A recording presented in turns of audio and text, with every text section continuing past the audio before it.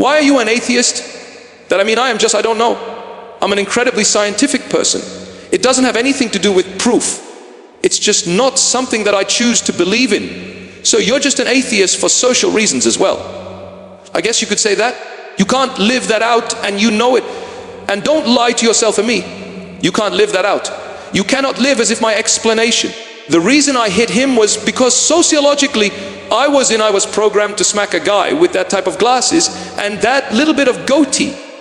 You don't live your life that way. I often find that when I'm trying to make a case for objective morality, especially if I'm arguing with, say, like a scientific materialist, that type of person, I run into this argument and I kind of have trouble with it.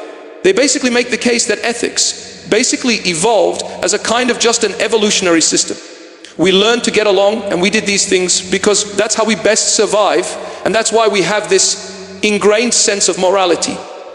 Not because it's coming down from God or anything like that. Yeah. So what's your refute to that, I guess? Yeah, we did learn to get along, didn't we? Only problem is the 20th century was the bloodiest century of human history. You put together Stalin and Hitler, and you got so many millions of people being slaughtered. It's scary by some of the best educated people around. In the 1920s, there was a young teenage boy named Lowe, and he had a buddy named Leupold who was accepted to Harvard Law School at the age of 17. They wanted to commit the perfect crime. So they got a friend of theirs, a guy, put him in their car and beat him to death. Then they poured acid on him to change his physical appearance. Well, they were caught. But they both came from very wealthy families, and their parents hired the highest price lawyers they could. The head of that lawyer team was Clarence Darrow, the infamous lawyer. Darrow was brilliant. In court, he argued, Your Honor, we cannot condemn a young man for going to one of the finest universities, being taught the philosophy of Friedrich Nietzsche, of nihilism. We cannot condemn him for living out that philosophy and murdering somebody. Darrow won.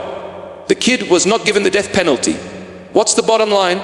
The bottom line is you believe something, live it out. I believe in Jesus Christ. He makes the most sense of all of reality. Why? As Blaise Pascal pointed out, Jesus Christ emphasizes the beauty of human beings and the wretchedness, and it comes together. And when you study your heart, you've got to agree. I have to agree. At times I'm very good, and at times I think and I'm motivated by stuff that I'm real grateful. You know nothing about, cause I'd be horribly embarrassed for you to know what really motivates me at times. That's accurate analysis that Jesus gave. One thing that many people will say is that, the Christian God is just as loving. There are many miracles that happen to people all across the world. But I'm curious, how do you reconcile that with all of the injustice that's happened in the world? There are so many people that are suffering. They don't have food, they don't have water. Horrible things have happened to them, but they'll still say, I love God. I'm sitting, I'm praying for a miracle. And yet, it doesn't seem like they have any blessings in their lives. And so how do you reconcile the fact that God is supposed to be just and loving, and so many people have great things happen to them and miracles, but then there's so many people that also believe in God, but they don't get to the same privileges? So what does the Bible mean when it talks about God being all-powerful? I'm convinced it means God is all-powerful over His creation. Can God make a free will guy and then control everything I do? No. It's a violation of the gift of free will. So if I abuse you and say God made me do it, I'm a liar and a con artist. God did not make me abuse you. God gave me a hand and a free will. And if I pick up a knife to knife you and then say to Him, oh, God made me do it, I'm a con artist and a liar. So it's this whole issue of the all-powerful God chooses to partially limit His power by giving me a free will. Now, when we human beings flip God off, rebel against God, God honors our requests, takes a step back, and chaos fills the gap. So you're not born into a fair world, you're born into an unfair world. Does that make any sense? I understand your point of free will. Yes, so what about the little child who dies from cancer at the age of 1 year old? Yeah. Hasn't done anything to anyone. Yep. What have they done to sort of deserve this horrible fate? Why would God limit Himself in that way? Bad karma. One religion teaches that. One religion teaches the reason that kid is born with multiple birth defects is bad karma. What the Bible insists is no, they didn't do anything wrong. And it's not necessarily their parents that did something wrong. But what is true is they're born into a cursed, messed up, unfair world because we human beings rebelled against God. Oh, I don't accept that. Cliffe, oh really? Harvard was put together last summer. Did you know that? All these beautiful buildings, this incredible university put together last summer. Idiotic, right? No. People sacrificed over a long period of time, and Harvard University students benefit, as do faculty, from the sacrificial giving of an awful lot of people who've worked hard to put this fine university together. So we have consequences to our decisions. Consequences that trickle down through the generations. And in the same way that you guys benefit from this fine university put together over a period of many years sacrificially, you also are hurt by decisions that your forefathers and my forefathers and our foremothers made in rebelling against God. So we're born into an unfair, messed up world. So you're just an atheist for social reasons as well. I guess you could say that. You can't live that out, and you know it. And don't lie to yourself and me. You can't live that out. You cannot live as if my explanation, the reason I hit him was because sociologically I was programmed to smack a guy with that type of glasses and that little bit of goatee. You don't live your life that way. What was your explanation, people? A whole variety of different possibilities. Everything from my own hatred to jealousy. He's more handsome than I am. He's more articulate than I am. And I get jealous of him, and hatred. Jealousy is I resent his talents. I resent him being superior to me, and therefore I'm going to knock him down. Handsome, superior to you. What is the qualities that would make it? Because I at times buy into my culture that says guys who are really handsome. Would you please listen to my answer before you interrupt me again? Well, the thing is, well, why talk with you if you're going to consistently interrupt? Well, are we having a rational discussion, or is this an emotion? Well, the reason why I want to get to that is because what you were doing is you will go on, why am I doing this? Why am I doing this when no? You asked me why I was going to do it, and I was answering. The reason why is because every single point you make is just once again going back to societal factors. No, it is not. I told you that I have insecurity, and because he's more handsome than I am, I'm jealous. Why am I insecurity? Because I got a date with death. Why am I insecure? Because I just had cancer removed from this side. Why am I insecure? Because people hate me at times. I'm insecure for the same reasons all of you are insecure. Because life can beat up on us. Now, Christ brings good news, and that good news is we're human beings created in His image. He loves us. He has eternity out there for us. And when I base my identity on Christ, then I grow more secure, and I move out of being jealous towards Him to learning to actually celebrate the fact that He's more handsome than I am, more intelligent than I am, more wealthy than I am, or whatever He is superior to me. Okay. Now, why do you presuppose I'm valuable? Why? Because of a feeling in your tummy. How do you know that's not indigestion? That's actually a good question. I didn't drink too much coffee this morning. Okay? So why are you not convinced that the reason you think highly of yourself is because of caffeine rush? Wait. What? What's the argument that you have this value? You don't know why. And so I'm asking you, is it not possible that you're viewing yourself as valuable is because of a high caffeine rush from your coffee this morning? That's an interesting question to pose. So just answer it. I guess what I would say is, how am I sure that I am? So let me clarify, how am I sure that I have value? And it's not just because I drank caffeine this morning, right? My simple answer to be is that I also feel value when I don't drink caffeine. If you want like the basic answer to like what you directly act like asked me. If you want once again the actual like presupposition for the actual argument, my belief that human life is innately valuable is once again a moral axiom. It does have no like realist definition. Again, I'm a moral anti-realist. So then, if tomorrow you feel you're a piece of trash, that's true for you. If you're talking in that instance, like no, me feeling like, okay, you have beliefs that are broad and like grounded. Would you say you have any beliefs you like hold that you consistently hold that aren't like explicitly written in the Bible? Many. Okay, why do you have those beliefs? Because God has given me a rational mind, and by exercising my rational mind, I can follow evidence in science, math, psychology, literature, history. I don't believe George Washington was the first president of the United States because the Bible says so. The Bible doesn't mention George Washington.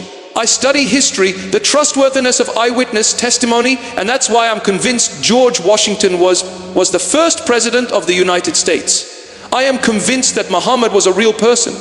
And if anybody wants to tell me Muhammad is a myth, I'm going to tell them they're out to lunch. Why? Because the overwhelming historical evidence is Muhammad was a real person. The same thing with Jesus Christ. He was a real historical person. That's why I believe that stuff, 'cause I got a mind. I am an atheist. I do believe Jesus was a historical figure. You don't got to worry. Why do you trust your mind in light of the fact that your reason comes from non-reason? And if you're an atheist, why do you trust your mind? In the case of why do I trust my mind, I would just impite the carton to say I am because I think I am, because I can say I am. Well, that's one blind leap. How do you know that your thinking ties you into reality? Einstein said, the biggest miracle is that my brain can connect with reality. That is a miracle. If you notice, many animals' minds don't tie them into reality in many situations. Some situations, yes, but other situations, no. The deer that I hit with my car accidentally made a poor decision. He ran in front of my car. Not good. I don't think anybody here would run in front of cars. So why do you trust your mind if your mind is simply a highly developed monkey's brain? Do you trust the thoughts of a monkey?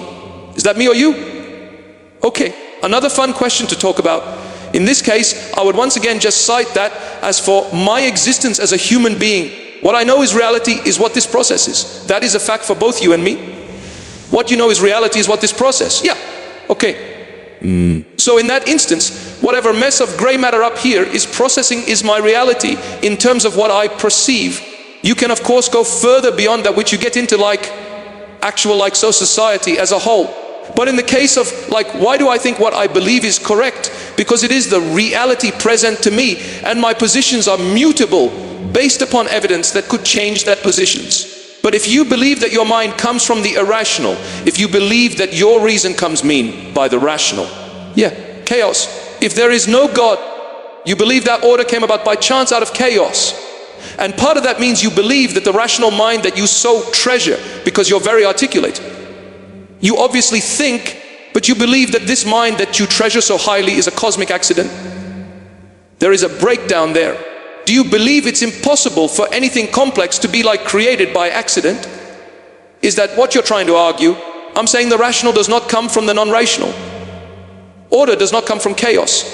If you're an athlete, you know very well that your success in athletics is not because you just happen to be accidentally lucky and put the ball in the goal. Unless you're Michael Phelps. That guy was a genetic freak, or is a genetic freak. He's still alive. Yeah, he also worked very, very hard to become the best swimmer in the world. For those who don't know about Michael Phelps, the dude is literally a genetic freak. Wait, is Michael Phelps coach here? He coaches at Texas. He coaches here at UT. Okay, so Michael Phelps coaches here at UT. So I can promise you Michael Phelps didn't go around saying to a homeless person, hey, would you please coach me in swimming? I want to make it to the Olympics. No, he got one of the finest coaches, and you guys still have him here at UT.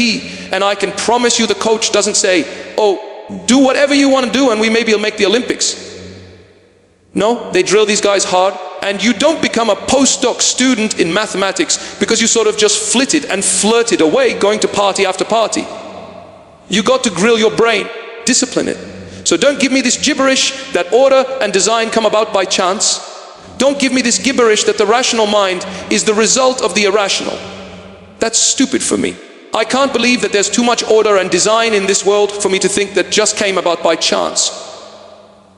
You're an atheist, which means you believe that non-existence produced existence. That's a miracle. You believe non-existence produced existence. If you're referring to like, I believe there was like gas floating around and that eventually coalesced into something. I guess it's not like non-existence. Non-existence. What was before the Big Bang? Probably just a bunch of gases floating around. Nothing was before the Big Bang. Okay, so you've got nothing and then you have something, but you believe it just happened. I believe that's philosophically stupid. You never get something coming from nothing. If there was ever like a foolproof scientific explanation of where we came from, defied religious belief. Yeah, the belief you hold in God, Christ, yada, right? Would you actually change your opinion? If there was yes, I would. But you know why it's impossible? Do you know why? Hit me with it. Or you wanted me to ask, that's okay. I'll hit you with it. Don't worry. The question of God is not a scientific question. It's a philosophical question. So your whole bias, come on. If science can prove that God does not exist, would you not believe in God? Sir, it's impossible for science to prove that God exists. It's impossible for science to disprove that God exists because God is not a scientific question. Amen. It's that simple. It's not that complex. See, you're in the wrong category. What's the smell of the color red? What? You see, you're mixing categories. Red does not have a smell. Science does not answer the question, does God exist or not? Because it's not a scientific question. It's very simple. If your grandma is very wealthy, science can answer the question, what happens to grandma if you put strychnine in her tea? And science says she will die. But science cannot answer the question in light of the fact that grandma is loaded financially. Should you put strychnine in her tea or not to get her money? Science doesn't answer that. Philosophical question. Exactly, God. Your basis on God is in the belief that what happens in the Bible is true. Yes. No, oh, it's not. No. I would never stand out here and say the reason you need to believe in God is because the Bible tells you to. That would be idiocy. Not because it tells you to, but because you believe the Bible is true. No. You'd be an idiot to believe in God. Because you take this great quantum leap and say, oh, the Bible's the Word of God, so now I'm going to believe that God exists because the Bible says He exists. No. You believe that God exists because you look at the order and design of the cosmos and you say, whoa, okay. Then you, what an incredible mind, because your supposition that things are ordered is something that you were only getting from your own mind. So therefore, the only reason you can believe in God is because of your own mind. Well, that is absolutely correct. If I didn't have a mind, I could not believe in God. If I didn't have a mind, I couldn't believe that He's here, or He's here, or He's here, or He's here. How does your belief in God become more valid than my belief there is no God? It's going to hurt if I try and walk through Him. And it's the tree is there also. I'm not going to walk through the tree because the evidence is the tree is there. The evidence is you don't get order out of chaos by chance. Therefore, when you're confronted by the order of the universe, you're confronted by evidence. Not proof, but evidence that God exists. Yeah? So, I guess I'll finish it off with this. So there's a lot of circular logic here. Would you know there's not? There absolutely is. On your part, maybe, but not my part. I'm saying you look at order and design and you ask yourself, more reasonable to believe chance accident or more reasonable to believe intelligent mind? And my conclusion is far more reasonable to believe intelligent mind than to believe accident. And there's nothing circular about that. And you know that begin within your own brain. Once the only brain I have is the one right here. That's the only one I have. The only axiomatic belief in God as a real being, and I don't. No. That's literally what you know. Literally what's happening is you think it's more reasonable for this order and design to come about by chance.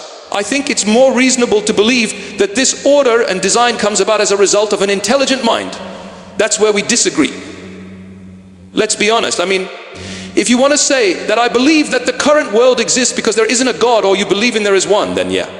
Well, yeah. If you're an atheist, you say there is no God. That's like the definitional statement of being an atheist. You say there is no God. Yeah. You say that you know the universe so well that you know God doesn't exist. You're an atheist. I don't have no God. I don't fall under a set. Evangelical.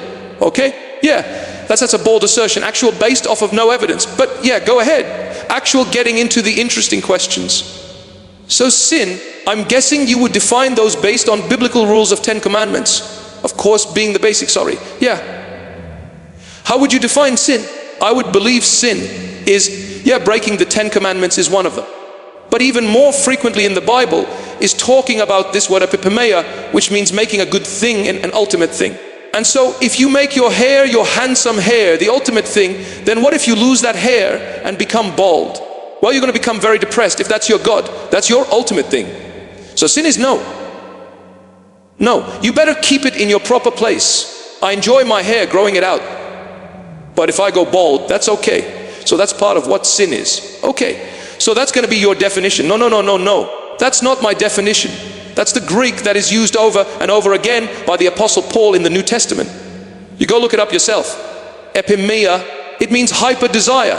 And as a therapist, I can promise you that fits with every single person's experience in my counseling office, which is they come in and they say, my kid is everything. If my kid doesn't do what I did in life and fulfills my desires, then I don't want anything to do with my kid. And that's turning their kid into an epitheia, hyper desire. They're my God. And so what does that do? Crushes the child. I do agree. So that's what sin is. That makes a lot of sense. Let's get into more interesting stuff based on that. Yeah, that wasn't interesting. And and I'm an evangelical, and a lot of assertions here, buddy. Oh, of course, a lot of assertions. I have a lot of thoughts on Christmas. I have a lot of thoughts on atheists. So here we go. Let's go. You want to hit me with one of yours first? Yeah, why are over 60% of atheist white males like you? Well, in my case, yeah. Go look it up. Go look it up. Key research. Go look it up. Go look where all of the atheist humanistic conventions are every year. They're always in white Western societies where no more than one colored nation is involved. It's a white Western religion largely created by the niches, the David Humes that people have no intellectual basis behind. Instead, they just want to hop in and try and poke holes in every religion. So read the book Faith of the Fatherlist. It's written by a psychiatrist, Weitz, who charts the autobiographies of the top 100 atheists from the past 100 years. What do they all have in common? Daddy issues. I'm not saying you necessarily have daddy issues. I was actually going to say I have a better relationship with my dad. Okay? I'm not saying that's the point, but it is showing one point. Many atheists who I encounter do not believe in a heavenly Father or God because they hate the idea and there's an emotional bias behind it. Not saying all, but I'm saying that's one of the biases. So those are two of about 100 issues I have with atheists. As a sociologist, you can. So why such a high percentage white male? Well, I think that's a really simple answer is, if you look at economic development for like centuries, the predominantly richest areas in the world mostly are going to be liberal democracies in the West, which are predominantly white, and as people have generally become more educated, they usually become less religious. That'd be my super simple answer to that. You got to be kidding right now, right? Yeah. No. Do you think China is pretty educated with over 100 million Christians there? It's not just what's your, oh no. You said the less the IQ in education, not IQ. I don't believe in IQ. Less the education, fine. Over 100 million Chinese are now Christians. High percentage, high up in the intelligentsia, but also high percentage of those are in the underground church who have to hide out. So your argument is shattered simply by looking at China alone. But if you come into the Americas, your argument is still wrong. It's Anglicans, oddly enough, are the smartest. Not all Christians. Anglicans, oddly enough, are smarter than the average atheist and then the average evangelical. I guess that I am that you said I am, even though I'm not. So Anglicans are the smartest. A lot of the reason why you have a modern Christian research in China is after the Maoist revolution, you had to push the Cultural Revolution, which was predominantly atheist. And now you have a lot of different counter movements to that original push. So that's where you're getting a lot of religiosity from, is counter movements to the MA's Cultural Revolution. You got to be kidding me. So you're saying, just like my black friends out here, they didn't come to their own personal decision on whether to believe in Jesus Christ or not based off of the white colonialists. It was the white colonialists that brainwashed them. That's why they're Christian today. Very similar to Mao Tong and the backlash to it. These people, these poor Chinese people, they can't think for themselves. They're just Christians because they wanted to respond to an atheistic regime that was really oppressing them. So they just went that direction rather than people can actually think for themselves and not just have emotional biases like you have, but look at the evidence and think through, here's why I am a Christian. I have a general question for you. Actually, I'm looking forward to this general question rather than assertions and presupposition. Isn't the thing? Do you believe that people are influenced by sociological, like environmental factors? Absolutely. And emotional biases. Look no further than Jonathan Haidt, NYU. Where do you think social biases originate? Where do they originate from? People around you. Yeah. And so atheists, Christians, Muslims are all influenced by our sociological surroundings. Definitely. Hey, don't Catholics. There we go. Catholics as well. That doesn't mean you can't think for yourself though. Oh, yeah.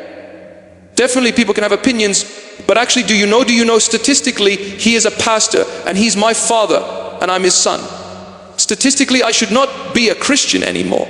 75% of pastors' kids are no longer Christians after they become adults. I should not, so sociologically that does not line up. I should not be a Christian, but I'm out here doing this crazy thing as supposedly an evangelical. But I'm thankful that you rescinded that remark. I'm not an evangelical. Yeah. So that was a response to that first point. So if you want to talk about the specific reasoning behind why people who have pastor flaws are more likely to leave the church, Do you want that as the like response there? Or do you want like, why you in particular stayed like Christian? Sure. Why did I stay Christian? Tell me please. Like, I don't without like doing a detailed like analysis of like, did you get pushed down the stairs in school? I don't know. I can't do that actual analysis. Why are you an atheist? That I mean I don't know, I'm an incredibly scientific person. It doesn't have anything to do with proof like you were talking about earlier. It's just not something that I choose to believe in. I have never thought very highly of religion, but it's only because of extremist people. So I know that view is skewed of religion. It's just not something that I believe to be true religion. Okay, give me the first belief that you have a hard time with. Well, my belief, like I said, I just truly do not believe God. Okay, why? It's just, like I said, it's just something that I don't believe. Why do you believe in God? Hey, alright, but Katie, run the take back. Okay, why do you not believe God? Because, like I said, it's not something that I believe makes any sense. Just not in my mind. But you didn't answer my question. Why do you believe in God? Okay, but Katie, if I were to say to you, the reason I believe in God is because God makes sense, I hope you would ask me what sense. The same way I got to ask you. You say, I believe there is no God because God doesn't make sense. Okay, what sense? I guess I just haven't, like you were talking about earlier, proof versus evidence. I haven't seen any evidence that has made it clear to me that God exists or doesn't exist. I guess it's too ambiguous. I suppose good. What I have heard you say is, Cliff, the real reason I can't believe God exists is because of lack of evidence. Yes, right, yes. Okay, now, we can continue. Okay, I apologize for being no, I think you've been very clear. I'm a little slow. Okay, Keith, what I hear you saying is, Cliff, I'm a rational person. And before I can believe anything, I need to have evidence, some sort of evidence. It doesn't even have to be huge amounts of evidence. I just have any conclusive evidence whatsoever. Good. So, what would be the conclusive evidence that you would need in order to believe God exists? See, that's partially the problem. I don't even know what that would be. So, how would there be any evidence if there's not any that could actually provide a conclusion that God exists? I guess not prove, but I don't know. Okay, I don't need to be snide here. But if what you just say is what you really believe, that you don't have the foggiest idea what conclusive evidence you're looking for in order to believe God exists, what are you doing wasting your time talking to me right now for? I'm just wondering what makes you believe in God. Great, thank you for asking. I, Katie, am convinced the evidence is God does exist. What is that evidence? Order and design demand an intelligent mind. A shirt demands a tailor. A delicious meal demands a chef.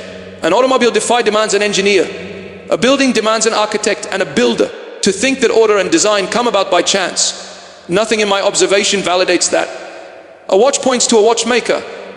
Travel from the watch to the hand. This is far more highly designed than this. If it's ludicrous to believe that this came about by chance, how much more ludicrous is it for me to believe that this came about by chance? Design demands a designer. It didn't come about by chance though. It's scientifically proven that humans came about from evolution.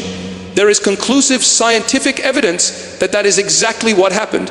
There is absolutely no scientific evidence that God does not exist. There's absolutely no scientific evidence that God does exist. Science is a study of process. How a process works? I'm just saying like you were saying that we come from a designer. I'm saying that we come from evolution. I'm not saying that there's that scientifically disproves God's existence. I'm just saying that is how we came about. But then the difficult, important question to answer is it more plausible to believe that behind evolution there's an intelligent mind, or is it more plausible and reasonable to believe that behind evolution there's an intelligent mind that's not fate, it's not even just chance and fate, it's due to environmental circumstances, is even science. And a lot of almost everything is pure chance. If we go based off of that, I'm more reasonable with a war for left. Good, I disagree. I am convinced this shirt is not a result of pure chance. I am convinced this wristwatch is not a result of pure chance. And I would insist that discussion that you and I are having right now has nothing to do with chance. It has to do with two rational minds. Yes, engaging, yeah. Taking the time to listen to each other, to respect each other enough, to take what the other says seriously, and then to respond is in as reasonable a way as possible. That's rational discourse, not chance. True, Katie, I tried to play major college basketball. I didn't play any games. I just barely made the team. Why? Because to put a ball through a hoop 10 above the floor doesn't happen by chance. It happens as a result of tremendous skill. And I don't think a 4.0 at this fine university is an accident. I think it's a result of an intelligent, rational mind gripping reality so well that you answer the questions correctly on an exam and you have a 4.0. No chance involved there. I am convinced. You disagreed, so be it. So, Katie, I can't buy into this chance theory, because the experience that I have of life shows me everything that has intricate order and design demands a rational mind behind it, I suppose. But then how did our entire universe come into creation? I mean that is not designed and ordered. It's complete chaos. Galaxies are everywhere. It's expanding and it's not expanding. That's not in any sort of order. It's just kind of happening at what seems to be random. So I'm just wondering how that follows the intelligent design.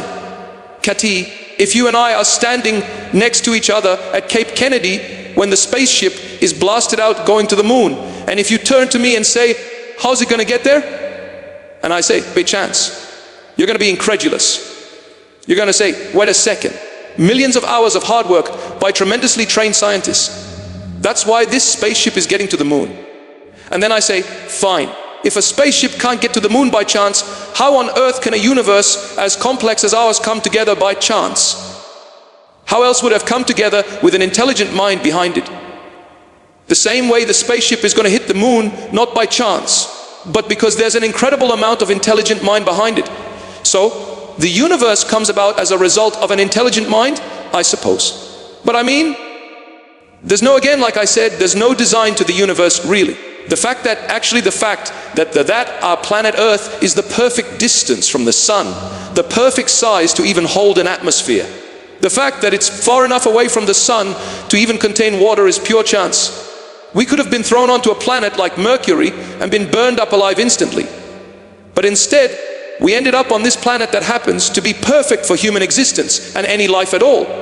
If there was no random chance, if everything was designed perfectly, then we would live on a perfect planet. Okay, obviously, you and I agree that there's a lot of chaos in this universe. But Katie, that doesn't change the fact that there's a tremendous amount of order. I have a younger brother who transplants kidneys and livers. Katie, he's got to study the order of the human body so well. He doesn't make any mistakes when he transplants. He's got to make sure that he transplants liver for liver, not liver for kidney or liver for heart. He'll get the sock suit off of him if he does anything other. Just a little. Just a little. Exactly. So when you look at the intricate design of the human body, Katie, it's incredible. Now, is there chaos? Is there cancer? Are there clotted arteries? Yes. We live in a fallen, messed up world. No question about it. But that doesn't change the fact that there is tremendous order in design. No. And that demands some type of intelligent mind, doesn't it? Not necessarily. Because again, everything begins with some sort of random chance. We can't, where did the very first life form come from then? Great question. An atheist is saying the first life form came from non-life. I cannot believe that. Why? Because in all of my observation, plant life comes from non-life. No. Plant life comes from plant life. Animal life comes from non-life. No. Animal life comes from animal life. Human life comes from non-life. No, ma'am. Human life comes from human life. But you see, an atheist is someone who says, I believe life comes from non-life. I have a question about natural evil. So, for instance, disease, natural disasters, etc. Do we consider that this is like an evil, as in like, or maybe a corruption, maybe a result of the fall, or is this part of like, we consider it part of creation, and a good in and of itself? And if it is, if natural evil is actually evil, like should we as humans be working to resolve those evils, or do we just like accept? For instance, me and my friend were talking about how forest fires, like they're necessary for some species of trees to actually, reproduce, right? But then again, they have all these other consequences. So, what do you think about that? Good question. Are natural disasters a good thing or a bad thing? All the earthquakes and storms we've had recently, Oklahoma, Myanmar killed people. It's not a bad thing. I'm kind of neutral on it. Strong eat the weak. It's all about me. So who really cares? There's no moral obligation to say this is truly evil. No, it's just how nature behaves. I think we all know that that's wrong. Why do we all reach out? Why are so many people have reached out to me and my dad and say, hey, can you pray for Mayar? They have moral righteous indignation saying that this is evil. These earthquakes are evil and wrong. This is not the way it should be. Okay, that's connected to God. Obviously, moral obligation, the immaterial saying that this is really right and wrong. So that's how you have to look at it. Yes. Yes. Sin cracks the door wide open for cosmic confusion breakdown, for sociological relation breakdown, divorce, and then psychological stress, depression, you name it, anxiety. So its effect in every level can bring about good out of evil, yes. Is there something called the ripple effect, where many people saw jobs suffering, but and many people have by job suffering because the rare of job, and they found solace in foreign and the job solace and certainly. So God can bring them out. We get Romans 8:28 that all things evil and good are working together for his great purpose. But that does not mean that he ordains the evil and calls it good. Now he still says evil is evil, but he can still use it at times to grow us in our character and to bring about his will. And there are many examples that I just can't reconcile with. That's like the problem of evil instant suffering, the statistical likelihood of being born somewhere else that you can't contact Christ, right? Explanations like that really depress me, and so it stopped me from having a good relationship with God. So you're more agnostic? Yeah. I don't know what I still feel like I can act as if there is a God, but I just don't have a personal relationship with him. I still act good, but I don't know where that objective truth of morality comes from. Okay? I don't know why it's surprising to me that if there's no God, then all this might be a collision of parts of the universe. I don't think that's true. But I don't have a grounding truth to sort of give me a connection with God to really make me believe. So if there is no God, that depresses me. I'd be pretty depressed too if there is no God. Right? You look at Kim Sartre, all the great existentialist thinkers, they said, you should be pretty depressed if you don't believe in God. But we just make up our meaning now if there is no God and say, well, no, I'm going to find meaning here. I'm going to find my own type of hedonism. And yeah, I'll just live like life has meaning. No, it's depressing. If there is no God, if there's no objective meaning and purpose in your life, and there is no future, everything is just going kaput based off of the ultimate heat death of this universe. You should be pretty depressed. So, I love that. Thank you for first of all your honesty. Secondly, I would doubt your doubts. So, you're doubting that a good God would allow evil and suffering. Well, how do you know good can't come out of evil and suffering? And how do you know if there's an omniscient God out there that he doesn't have reasons for it? Secondly, you are doubting based off of salvation for those who never get the word.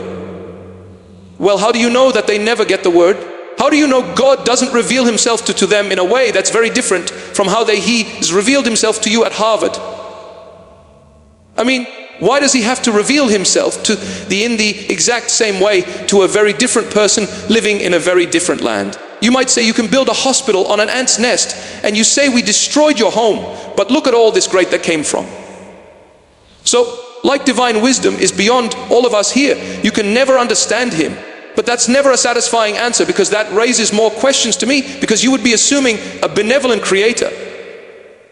Like to the end, you could be creating a slaughterhouse and it wouldn't make a difference to us because we don't know what divine wisdom is. That terrifies me even more, because what if all the suffering goes to a non-like malevolence creator, and then to the angle, like what if I have friends or family members who are of a different religion, and they never really had the choice sort of convert, and then that also depresses huge, because what if they just never get a chance to be saved? Yeah. So the first point is, so you want a shield, or you want God to intervene every single time there's a potential for any type of suffering. I mean, how do you even define suffering to begin with? Potentially you stub your toe, you're going to lose your free will. And if you lose your free will, you're not going to have the opportunity to have a relationship with God or other people. So God's going to give you a free will.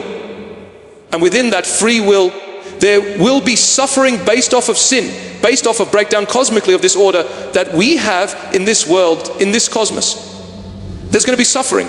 And so for God to step back and allow you to have free will, and you to have the opportunity, sadly, to make poor decisions, but also enter into a suffering that seems gratuitous, that comports with who he is.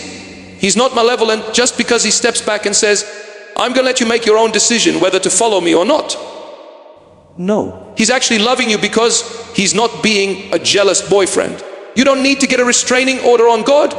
If God was stepping in and saying, nope, you're going to love me no matter what, and I know what's best for you, and I'm going to take you to heaven no matter what you want, would that be loving of him? I do not think so. I think what would be loving of him is to say, hey, I really want a relationship with you, but I want to respect your free will more, and so I'm not going to be that jealous boyfriend type.